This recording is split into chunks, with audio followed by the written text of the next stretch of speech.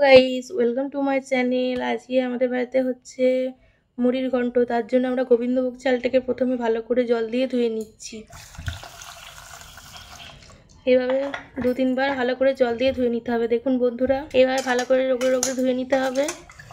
খানিকক্ষণ এটা চালটা জলে ভিজিয়ে রাখতে হবে।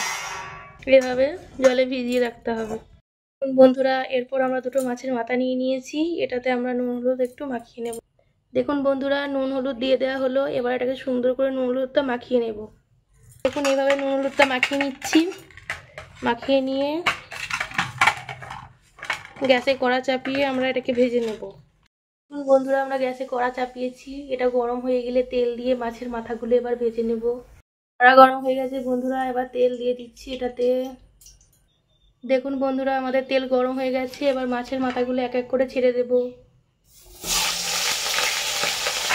দিয়ে দেওয়া হলো বন্ধুরা, ভাজা হোক এটা। দেখুন বন্ধুরা, কি সুন্দর মাছগুলো ভাজা হচ্ছে। আমরা দু পিঠকে ভালো করে ভেজে নেবো খড়া খড়া করে।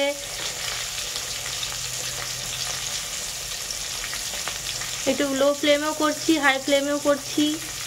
একটু লো ফ্লেমে হাই ফ্লেমে করলে ভাজাটা বেশি সুন্দর হবে। বন্ধুরা, আমাদের মাছগুলো ভাজা হয়ে এসছে। এবার একটা পাত্রে তুলে রাখবো।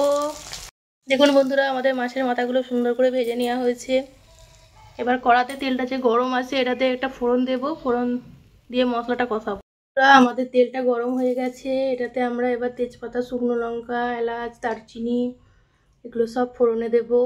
ফোড়নটা দিয়ে দিলাম বন্ধুরা। ফোড়নটা ভালো করে হয়ে গেলে আমাদের এখানে বাটা মশলা যেটা আছে, টমেটো, আদা, রসুন আর যেসব আছে সেগুলোকে ভালো করে দিয়ে দেবো। ফোড়নটা হচ্ছে, দেখুন বন্ধুরা। দেখুন বন্ধুরা, ফোড়নটা হয়ে গেছে। এটাতে মশলাটা এবার ঢেলে দেওয়া হবে।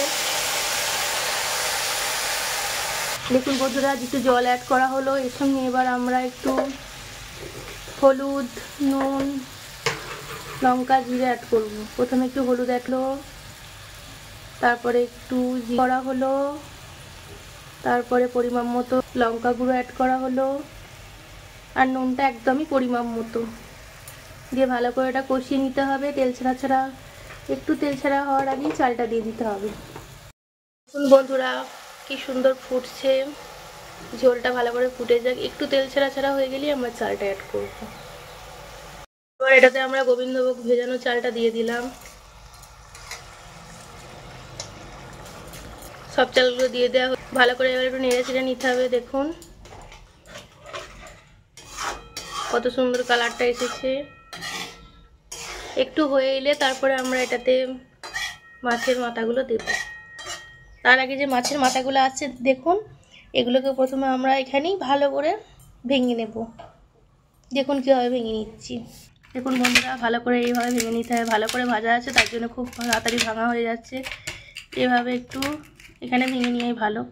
কড়াতে ভাঙলেও হয়, কিন্তু কড়ার থেকে আমার তো মনে হয় নিচে ভেঙে নেওয়াটাই বেশি ভালো। এভাবে সব মাছগুলোকে আমরা ভেঙে নিই। দেখুন আমাদের মাছের মাথাগুলো ভেঙে নেওয়া হয়ে গেছে।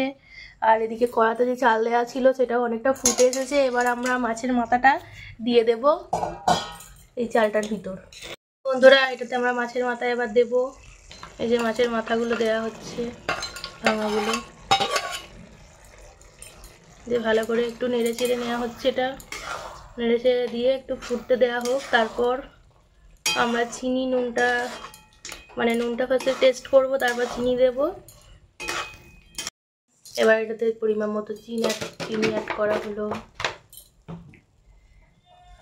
এটাতে এবার ঘি অ্যাড করা হলো, দিয়ে ভালো করে একটু নেড়ে নিতে হবে। তারপর ওপর থেকে একটু কাঁচা লঙ্কার কুচি দিয়ে দিতে হবে, মানে সেন্টটা আরও ভালো আসছে তার জন্য। এই কাঁচা লঙ্কাগুলো দিয়ে দেওয়া হলো বন্ধুরা, দিয়ে ভালো করে একটু নেড়ে নিতে হবে।